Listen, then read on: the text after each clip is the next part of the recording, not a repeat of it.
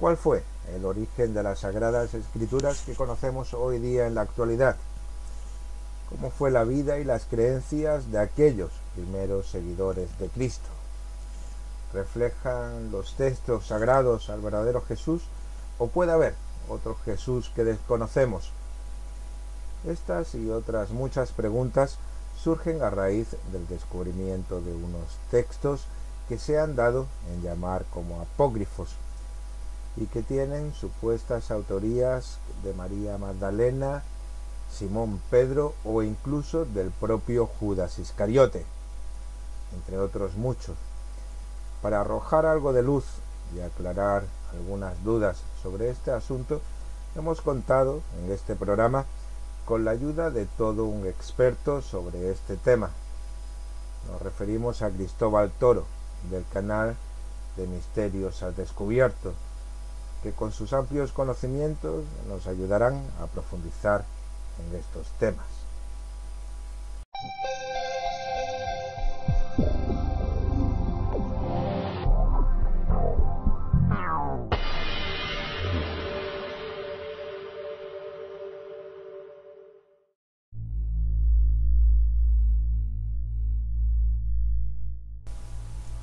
En el año 1886 se descubrió en Egipto, en la ciudad de Ajmín, la tumba de un monje el cual fue enterrado con un misterioso manuscrito de 66 páginas y cuyo autor aseguraba ser ni más ni menos que el mismísimo Simón Pedro, apóstol de Jesús y el que es considerado como el primer papa.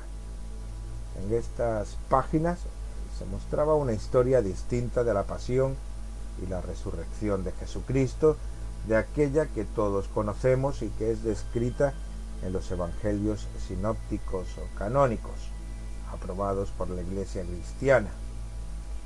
A lo largo del tiempo, desde entonces, se han encontrado otros muchos escritos, cuyas autorías se adjudican a María Magdalena, Tomás e incluso al propio Judas Iscariote, entre otros muchos.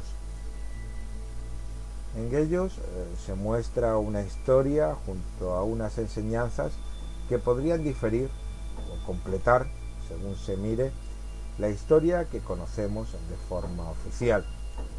Estos escritos, que han sido denominados, tal vez de una forma incorrecta, como apócrifos, comprenden historias y evangelios tanto del Nuevo como del Antiguo Testamento que no se encuentran recogidos en los textos sagrados que conocemos hoy día.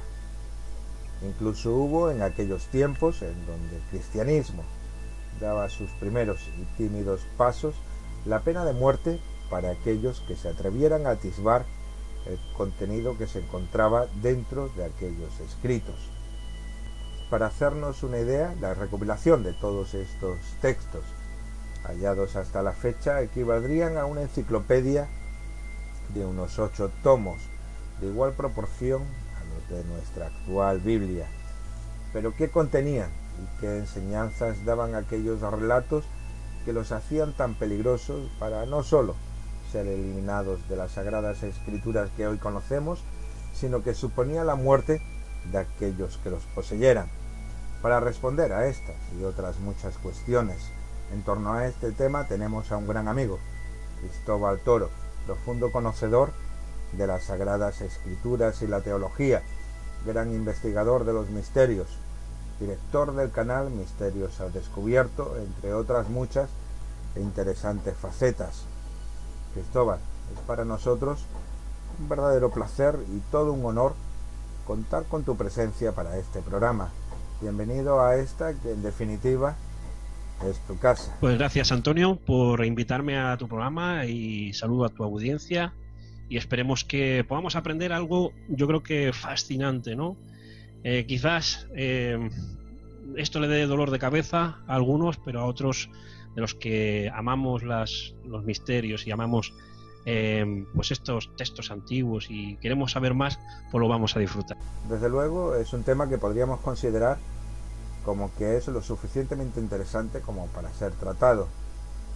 Además, contando con alguien con la profundidad con la que sueles tratar todos estos asuntos, no dudo en que a lo largo del programa saldrán ideas, conceptos y conclusiones que nos hagan cuanto menos pararnos y reflexionar, que en definitiva es lo que pretendemos. Tal vez, para empezar a abordar este tema, la primera pregunta, y casi de obligado cumplimiento, podría ser: ¿qué son exactamente estos textos a que muchos llaman, tal vez equivocadamente, apócrifos? Para empezar tenemos que ver qué significa ser apócrifo, ¿no? Porque creemos que apócrifos es todo aquello que no está incluido en un libro, ¿no? Que se ha desechado pues porque no quisieron que estuviese, ¿no? Pero la palabra apócrifo significa falso. Entonces, si tú crees que esos textos son verdaderos, no los llames apócrifos. Punto número 1. Si los quieres seguir llamando apócrifos, da igual, para entendernos un poquito. Mirad, hay siglo IV se empezaron a unir varios textos que la Iglesia recién creada, porque digamos que la Iglesia fue recién creada en el siglo IV, la Iglesia anterior o primitiva, la llamada primitiva, no tenía la estructura de gobierno como la que tiene ahora, pero sí usaban muchos libros y sobre todo cartas de aquellos apóstoles, ¿no? Y muchas de esas cartas que creemos que fueron escritas de la mano del propio apóstol o de los propios evangelistas en este caso, no fueron anotadas por ellos, sino por sus discípulos. Por ejemplo, muchos dicen: ¿por qué Jesús de Nazaret no escribió nada? Bueno, pues según la cultura judía, los sacerdotes o los rabís o los maestros de aquel entonces no escribían nada. Eran los discípulos que escribían los textos o las enseñanzas. Por eso muchos de los evangelios llamados apócrifos de otros autores creemos o creen que se contradicen o que quieren dar una enseñanza diferente a la que Jesús daba. No, sino que los propios discípulos, como eran los que escribían esas enseñanzas, escribían lo que ellos habían aprendido y cómo lo habían asimilado y cómo lo habían puesto en práctica. Entonces, parece ser que, por ejemplo, en las enseñanzas de Jesús fue tan extenso que 3 años y medio estar viviendo y conviviendo con un personaje como Jesús de Nazaret, un personaje histórico, porque es histórico, aprendieron tantas cosas, yo no me lo puedo ni imaginar, ¿no? Que cada uno sacó de esa enseñanza, de esas enseñanzas, lo que ellos quisieron, ¿no? El problema fue después, cuando dejaron de aparecer, cuando dejaron de existir los apóstoles, que eran los que daban el fundamento doctrinal, no a una religión, sino a un camino. Antes de la Iglesia llamarse cristiana, la palabra cristiano era una palabra que era como un insulto. Ellos no se llamaban así. Ellos no decían: yo soy cristiano. No, aparte de que eso era un insulto. Cristiano significa pequeño Cristo, y se burlaban de ellos de esa manera, ¿no? Llamándolos: que vosotros vais a acabar como él, ¿no? Crucificado y muerto. A ellos se les denominaban los del camino. Los del camino. Le llamaban la secta de los del camino. ¿Por qué secta? Les llamaban secta, pero no porque ellos fuesen una secta como la conocemos hoy en día, esas sectas destructivas, sino que era como se le denominaba a la separación de enseñanzas, ¿no? o de movimientos de enseñanza, ¿no? Mira, pues este es de los fariseos y este es de los escribas, ¿no? Y estos tienen diferentes maneras de pensar, pero todos se van en la misma línea. Pues a los cristianos le llamaban así porque Jesús era judío. Entonces era maestro y enseñaba en las sinagogas y enseñaba a la gente, ¿no? Y tenía sus discípulos, muchos además, no eran 12, eran muchos más. Por eso los apócrifos, la Iglesia del siglo IV fue la que dijo: este sí, este no. Ahí sí, porque estaban estaban creando la Iglesia como más o menos la conocemos hoy. La Iglesia católica, romana y apostólica, que es la Iglesia católica. Pero eso no significa que los verdaderos cristianos o los verdaderos los del camino no siguiesen otros libros. Se nombra, por ejemplo, en uno de los libros, el libro de Judas, que no era Judas Iscariote, era el apóstol Judas, otro apóstol, es uno de los casi últimos libros de la Biblia. Menciona el libro de Enoc. Muchos habéis escuchado sobre el libro de Enoc. Pues el libro de Enoc se enseñaba porque era un libro, se consideraba a Enoc como un profeta. Entonces por eso era el libro del profeta Enoc. Y ese libro se daba enseñanzas. Aparecen unos pasajes solamente ahí en el libro en la carta de Judas. Se nombran otros libros como el libro del justo. Hay muchas clases de libros que incluso no han aparecido, pero se mencionan. ¿Eso qué significa? ¿Que son falsos o no son falsos? Yo creo que si pusiéramos todos los libros que hablan del mismo camino en una Biblia, que eso es lo que significa Biblia, biblos, biblioteca, eso significa un compendio de libros. Yo creo que necesitaríamos un montón de tomos, un montón, ¿no?, de tomos, y todos estarían dirigidos a la misma línea. Lo que pasa es que no es que se contradigan, sino que nos parece rarísimo que Jesús dijese cosas como vosotros también podéis ser hijos, que esto lo hemos estado hablando antes en privado, que vosotros también podéis ser, pero es que eso también se menciona en cartas que hay en la Biblia. Aquí la cuestión es que para crear la iglesia de gobierno, de poder piramidal de gobierno, con el Papa al principio y los súbditos debajo, un poder político religioso, era necesario hacerlo así. Pero eso no significa que lo que hay ahora sea verdadero o falso, sino que faltan piezas del puzzle, que ahí estamos nosotros, que gracias a los descubrimientos que ha habido hemos conseguido saber mucho más, ¿no? Pero lo que hace es que se complementa, no que se destruye, sino se complementa y se refuerza lo que hay, esos libros que tenemos ahora mismo en la Biblia, ¿no? Realmente ha sido una exposición impresionante, Cristóbal. Hay una duda que muchas personas se plantean. ¿Tendrían algo que ver o podría existir algún vínculo entre estos textos con aquellos manuscritos que se hallaron en el Mar Muerto, o por el contrario son totalmente diferentes? Lo que se encontró en los manuscritos del Mar Muerto, que ha sido yo creo que un descubrimiento excepcional, ¿no? Hacía falta esto, pues por ejemplo, estaba el libro de Isaías. No se conocía el libro de Isaías, estaban las copias de las copias del códice y tal, pero no existían unos manuscritos casi completos, por ejemplo, de lo que era el libro de Isaías. En una de las cuevas del Qumran se encontró uno de los libros, una copia, porque seguía siendo copia, pero de las más antiguas que ha habido sobre el libro de Isaías. Eso, ¿qué pasa ahí? Bueno, la cuestión es que yo creo que estos esenios, porque sabemos que fueron los esenios los que escondieron todos esos textos por la invasión que hubo en Jerusalén, en aquella zona por el Imperio Romano, por las tropas de Tito, ¿no? Ahí por el año 70 creo que fue. Estoy hablando así un poco de memoria, pues quizás me confundan algún año, ¿no? Pero por esa época, y quisieron esconder, pues claro, todo lo que era la sabiduría de tantos milenios, ¿no?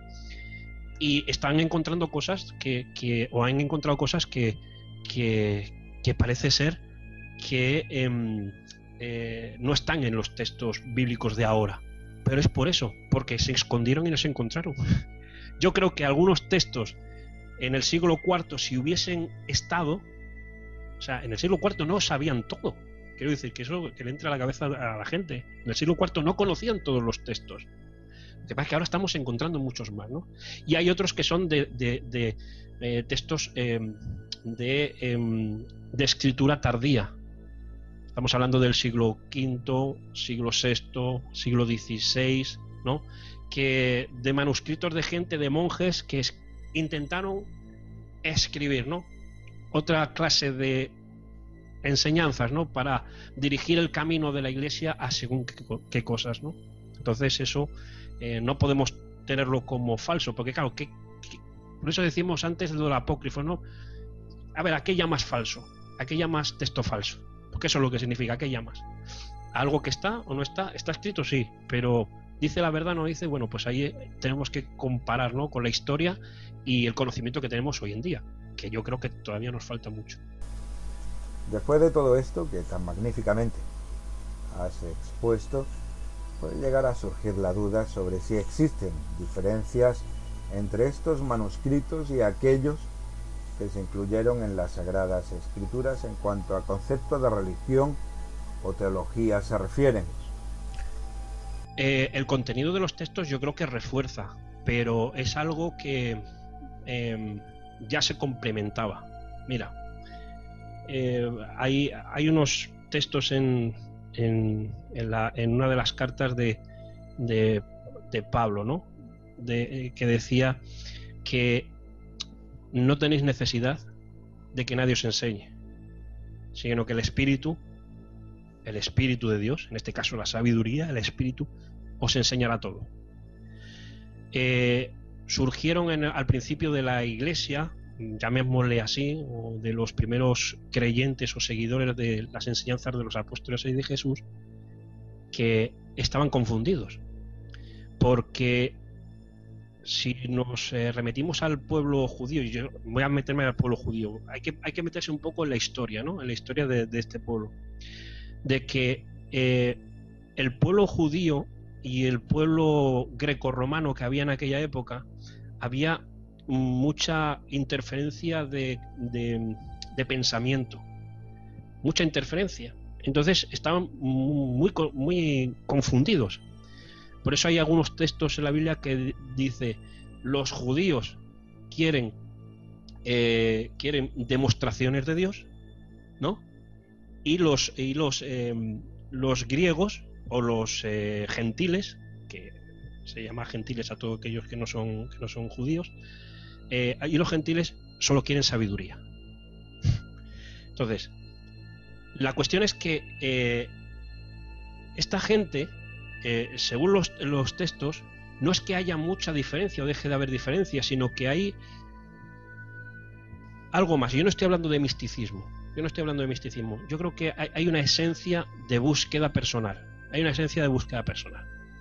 Y la diferencia de la iglesia que había al principio a la iglesia que hay hoy no es búsqueda personal.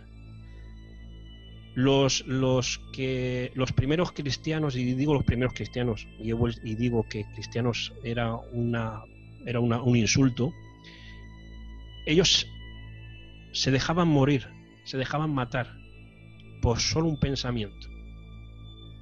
Y eso es extraño en un ser humano, de que no se retractasen de su pensamiento y prefiriesen morir porque sabían que eso que estaban creyendo era pura verdad. Entonces, ¿qué verdad es esa? Que ellos estaban para dejarse morir, y sin embargo la iglesia de siglos después mataba para que la gente se convirtiese a una religión, no a un Dios, a una religión. ¿Qué diferencia? Hay muchas diferencias. O sea, las diferencias son esas. Los cristianos del principio era una cosa y los de ahora son otra. ¿Qué ha pasado ahí? ¿En qué momento se ha perdido? No es que no se haya perdido, sino que en el mundo de hoy sigue habiendo gente que busca esa experiencia, de esa, ¿cómo diría? A ver si me sale la palabra y te la digo. Experimentar con esa sabiduría, porque ser religioso es muy fácil. Tú dedícate a hacer unas ciertas cosas y punto, lo cumples. Pero experimentar con la sabiduría, eso tiene que ser muy personal. Y yo creo que eso es lo que le pasaba a estos primeros cristianos. Yo creo que esa es la diferencia. Yo no sé si me he desviado de la pregunta que me has dicho, pero yo creo que responde un poquito a eso, ¿no? Esa es la única diferencia que hay. Ya no tanto en texto, sino en la vida personal de las personas. Creo que queda bastante claro. A raíz de todo esto podríamos ir un poco más allá y ya no solo quedarnos en las ideas, sino concretar sobre una figura tan importante como fue la del propio Jesús. ¿Piensas que al igual que con la historia existe una imagen diferente de Jesús, o estos textos refuerzan el concepto que tenemos de él y sus enseñanzas? Eso es interesante. Hace unos días vi un programa de televisión que hablaba sobre las diferentes caras de Jesús, ¿no? Pero yo, ¿para qué quiero saber la cara que tenía un personaje, ¿no? A mí no importa. La Iglesia Católica, yo hablo de la Iglesia Católica, que es la única que pone imágenes en sus iglesias de un Jesús destrozado, anímico, de un Jesús triste, derrotado, al Jesús que me nombra o que habla, no que habla, sino que expone la Biblia como un Jesús victorioso. Lo que no entiendo yo es eso, ¿no? Es esa parte. Los relatos bíblicos nos hablan de un Jesús victorioso, de un Jesús poderoso, de un Jesús vivo, que su sabiduría perdura. Hay un texto que dice, en un pasaje de la Biblia dice Jesús: el cielo y la tierra pasará, pero mis palabras no pasarán. Eso es muy significativo, ¿no? Entonces, ¿por qué la iglesia de hoy, la iglesia cristiana de hoy, nos hace ver a un Jesús muerto? Yo no tengo, mira, mi madre falleció en un accidente, pero yo no tengo en mi casa para recordar a mi madre el ataúd. No le hice una foto al ataúd y a mi madre para tener un recuerdo de ella, muerta en el ataúd. Yo no sé por qué a un personaje, el único personaje, creo yo, que se le recuerda en un arma de muerte como era en aquel entonces, que eran las cruces o los maderos. Yo no lo recuerdo así. Yo no sé por qué la iglesia quiere recordar a un Jesús así. Ese no es el Jesús que me hablan los evangelios. No solamente los evangelios, sino aquellos libros apócrifos que muchos de nosotros decimos que deberían de estar, ¿vale? Si realmente quieres que estén esos libros, ¿vale? Ponlos tú. Cógete, hazte una copia, los metes en la Biblia y refuerza esa enseñanza. Pero el Jesús que se menciona es un Jesús que, más que vivir en un madero colgado en una iglesia, en el rincón más oscuro y húmedo de una iglesia del mundo mundial, es un Jesús que tenemos que recordar en la cabeza, y un Jesús que tenemos que tener dentro de nuestros sentimientos, porque lo que se aprende de ese hombre, lo que ha pasado con ese hombre en la historia de la humanidad, lo que se ha hablado de antes de es increíble. Quiero decir, hay cosas que podemos decir, bueno, puedo creer y no puedo creer. Vale, no creas en la religión. Yo te aconsejo que no creas en la religión. No creas. Pero no por eso dejes de creer en la historia y en la de millones y millones de vidas, ¿no?, que creen en esa sabiduría. Ya no tanto en el Jesús, sino en la esencia del Jesús, que es la sabiduría, ¿no? Y ese verbo, esa palabra hecha carne, ¿no?, como menciona. Hay gente que cree en Dios y, aun creyendo en él, ve la imagen de Dios como un ser con bata blanca, grande, con dedos gordos y con mucha barba blanca. Vale, ese es el estereotipo de las películas que tenemos en nuestra psique. Pero yo creo que así no es Dios. Hemos hablado muchas veces de quién puede ser, o qué es, o cómo puede ser, ¿no? Unos han dicho que es la mente universal, otro que es la mente que es la en la que estamos nuestras propias mentes dentro de ella. Otro dice que eso está en otras dimensiones. Pues claro, tiene que estar en otras dimensiones, no lo vemos. Nadie ha visto a Dios, eso dice la Biblia. Si nadie ha visto a Dios, entonces ¿cómo podemos creer en algo que no vemos? Pues ahí entra lo que es la sabiduría y la fe. Hemos dicho antes en privado que la fe viene a través de un conocimiento. Si no, sería fe ciega. Entonces cada uno tiene una fe, ¿no? De, yo qué sé, de que los elefantes vuelan, y ya está. Y si los elefantes vuelan, yo tengo fe ciega de que los elefantes vuelan, ¿no? Pero en Dios, yo creo que, y en Jesús, bueno, yo creo que el cambio que ha habido y esa sabiduría, si la aplicásemos, porque ese es el problema. El problema no es creer o no creer. Yo creo que el problema de las personas es, y ya me estoy metiendo en un tema ya no tanto de investigación, sino un poco de emoción. Yo creo que estas cosas, si no les pones emoción, no haces nada. Si tú no experimentas, si tú no quieres saber nada, si tú no quieres, si quieres dejar de lado todo eso porque no te quieres esforzar, pues nunca experimentarás, por ejemplo, la verdadera sabiduría de Jesús, por ejemplo, o la verdadera sabiduría de la Biblia. Yo no he visto, sé que hay muchos fanáticos y eso hay que saberlo. Hay fanáticos, por desgracia, hemos puesto los ojos en los hombres y por eso vemos la religión o vemos a Dios de otra manera, porque los ojos no los hemos puesto en Jesús, por ejemplo, o en las palabras de la Biblia. Lo hemos puesto en hombres que hablaban diciendo que yo hablo a través de la Biblia, ¿no? Y nos han fallado y esos personajes se mueren. Y lo estamos viendo, por ejemplo, los papas y los curas, y mucha gente me dice, no, yo en Dios creo, pero los curas no. Pero pues, oye, pues si crees en Dios que no lo ves y crees en los curas que lo ve, a ver, no creerás a lo mejor en la sencillez de esa persona, ¿no? Con todo esto que está pasando. Pues sí, eso hay que denunciarlo. Hay que denunciar todas las barbaridades que se ha hecho. Pero es porque la gente ha puesto las confianzas en los hombres. Y yo, si pongo la confianza en los hombres, me va a pasar esto. Eso, el problema no es de la persona que hace el mal, sino de la persona que pone la confianza en el hombre. Pero yo lo entiendo así. Entonces, ¿cómo vemos a Jesús en esto? Pues mira, yo no veo a Jesús colgado en un madero. Yo así no lo veo. Por supuesto que no. Porque la sabiduría no se puede colgar. La sabiduría no se puede matar. Si el cielo, la tierra, desaparece este sistema solar, esas palabras permanecen. Y yo eso, más que creérmelo, yo creo que lo vivo, ¿no? Y esa es el único misterio, ¿no? El saber vivir. Hay gente que vive la sabiduría. Unos viven el budismo, otros viven el hinduismo, otros viven el islam. Yo conozco gente muy musulmanes, ¿no? Amigos míos que te hablan del Corán y y es increíble, se te ponen hasta los pelos de punta, ¿no? ¿Pero por qué? Porque viven. No lo viven como un fanatismo, sino que lo viven como he dicho antes, ¿no? Y yo creo que te lo he dicho en privado, Antonio, que hay un texto que dice que a mí me gusta mucho porque yo creo que explica lo que es la fe. La fe no es para creer, la fe es para vivir. El justo por la fe vivirá. Eso lo dice uno de los textos. Y lo dice Jesús también, que el justo por la fe vivirá. Perdón, lo dice el apóstol Pablo. ¿Por qué? Porque es para vivir. Y yo creo que si vemos a Jesús y vemos a Dios de esa manera, yo creo que todos seremos por lo menos un poquito de mejor persona, un poquito más, ¿no? Mejor persona. Sin lugar a dudas, es más que interesante tu punto de vista y da mucho en que reflexionar.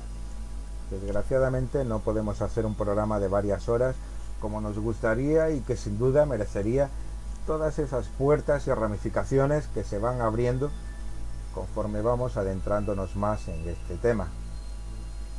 Así que continuando en el análisis de estos textos, otra cuestión que surge es sobre la presunta autoría tanto de estos manuscritos como de aquellos que se encuentran en la Biblia.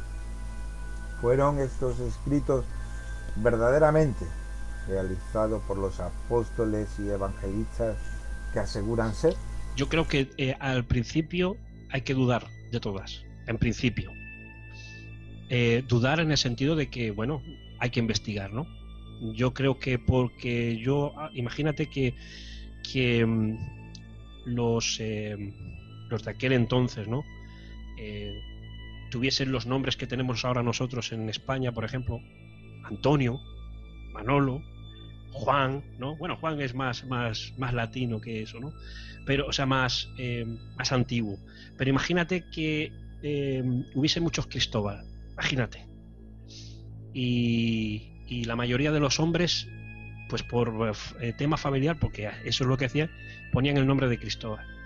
Y aparece, y imaginaros que yo hubiese sido un apóstol, el apóstol Cristóbal, imaginaros, y estamos ahí hablando de mí, que yo ya estoy muerto, y aparece un texto siglos más tarde en el que el nombre del personaje es Cristóbal.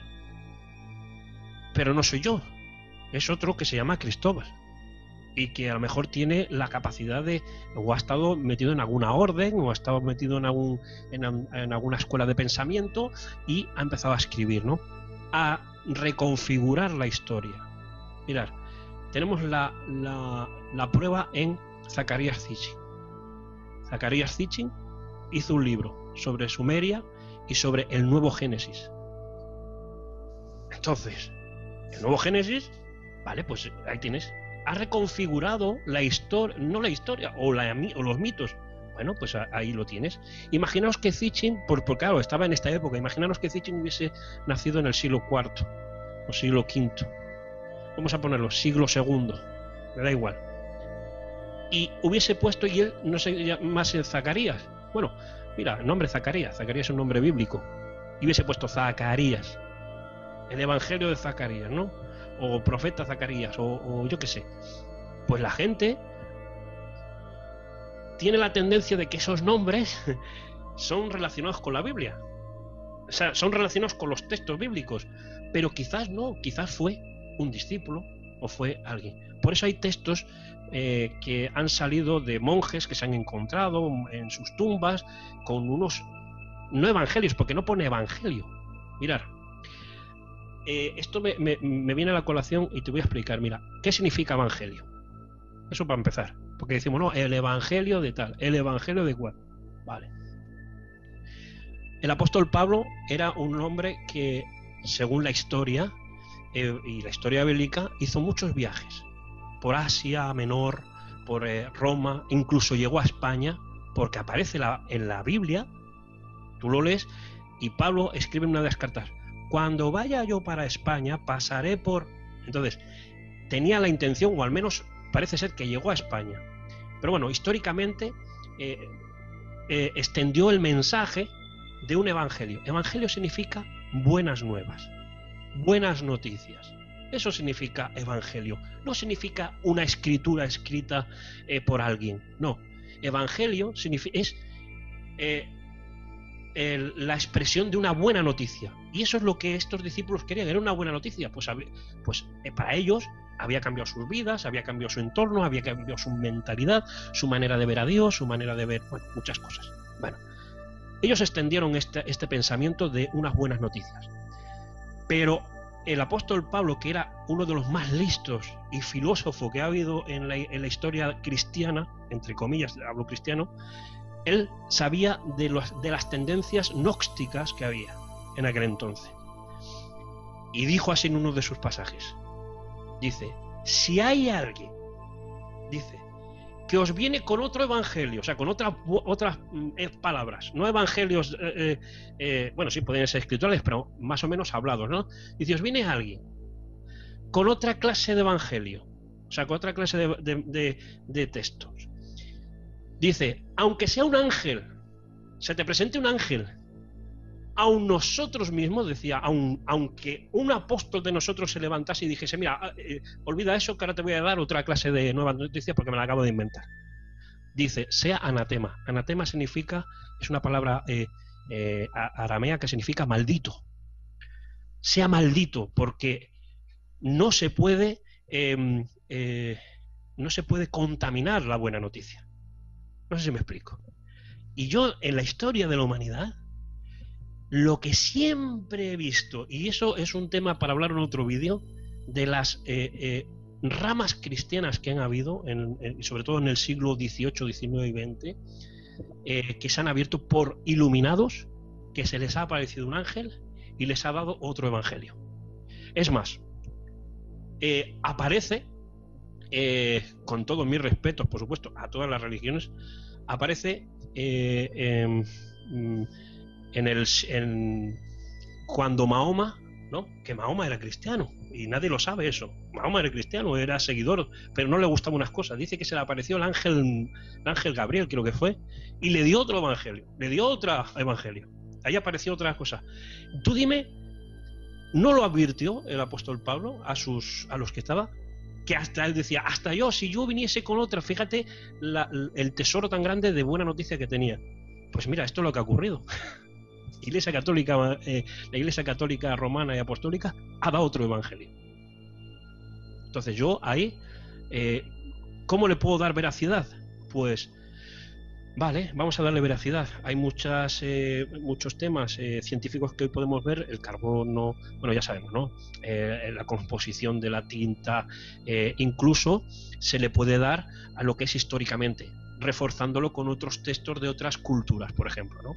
Sabemos, por ejemplo, que hay textos de historias bíblicas del Antiguo Testamento que están reforzadas por acontecimientos históricos de otras culturas. Por ejemplo, Egipto, los cananeos, pues hay unas rosetas, hay unas inscripciones en piedra que habla de ese pueblo, ¿no? De ese pueblo que iba por el desierto, de ese pueblo que, por ejemplo, que nombraban que su Dios era muy temible, ¿no? Por lo que ocurría, ¿no?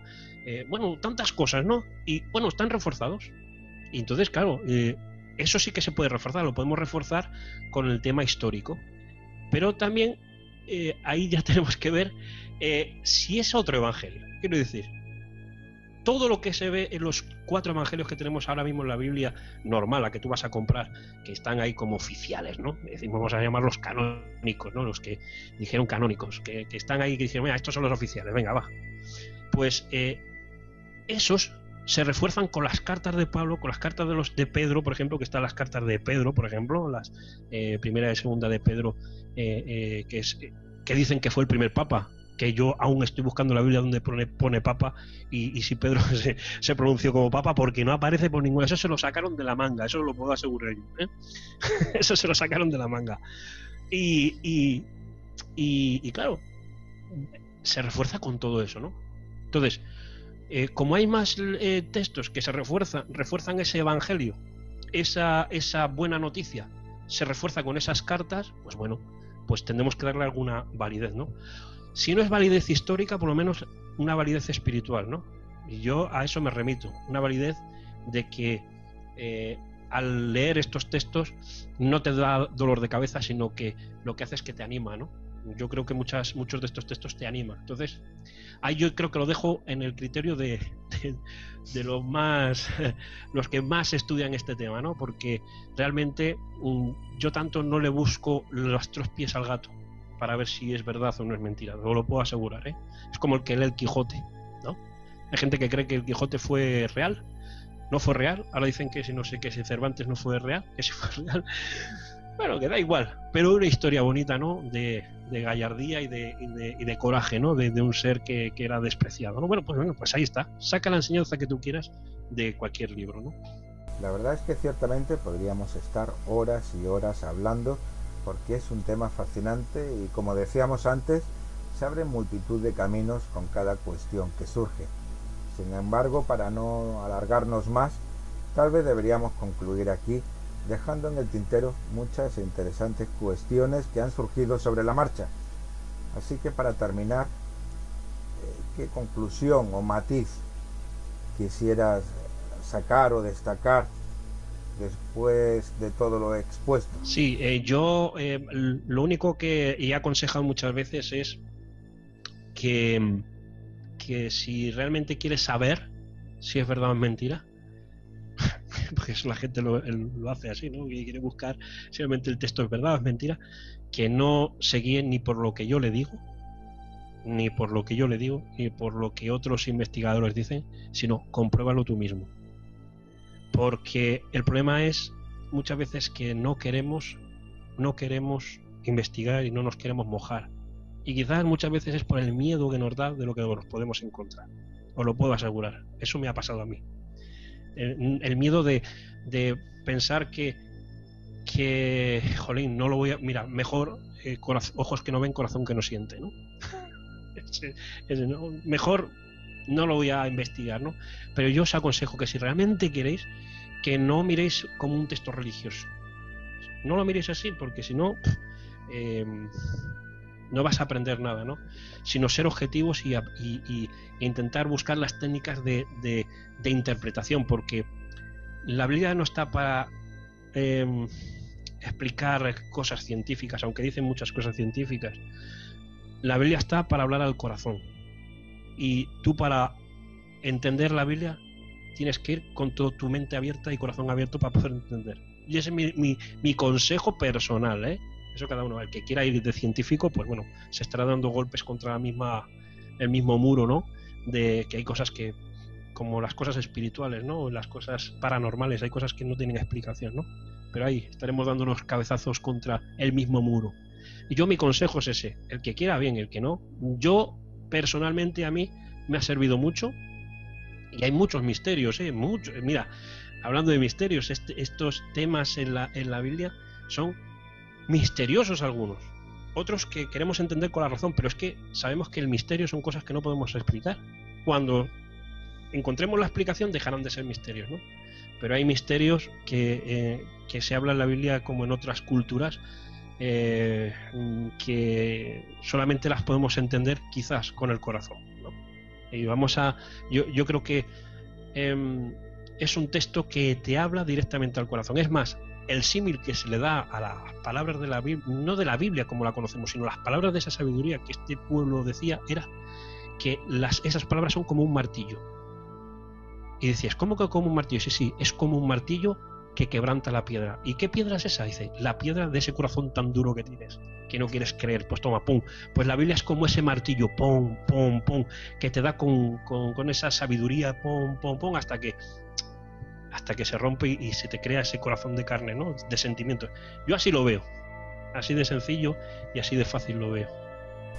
Cristóbal, ha sido un verdadero placer haberte tenido en esta, que en definitiva es tu casa y en la que siempre tendrás las puertas abiertas para cuando gustes venir, y en la que siempre que quieras será bien recibido, así como también agradecerte toda esa sabiduría y profundidad de conocimientos que has desplegado en tus exposiciones. Pues nada, yo solamente quiero pues eso, saludarte a ti, a los amigos que están escuchando este vídeo, que vean tus vídeos, que son buenos, y que bueno, que yo te deseo de verdad todo el éxito del mundo, y que bueno, que esto es una ventana abierta al mundo, un mundo, quizás un barco un poco lleno de piratas, que digo yo, lleno de piratas, pero que se ve realmente el corazón y la buena voluntad de las personas cuando hacen estos vídeos. De verdad que ha sido para mí un placer encontrarte, que lo sepas. Igualmente, Cristóbal. Tal vez, como tú mismo afirmas muchas veces, la casualidad no existe y nos hemos encontrado cuando hemos debido hacerlo.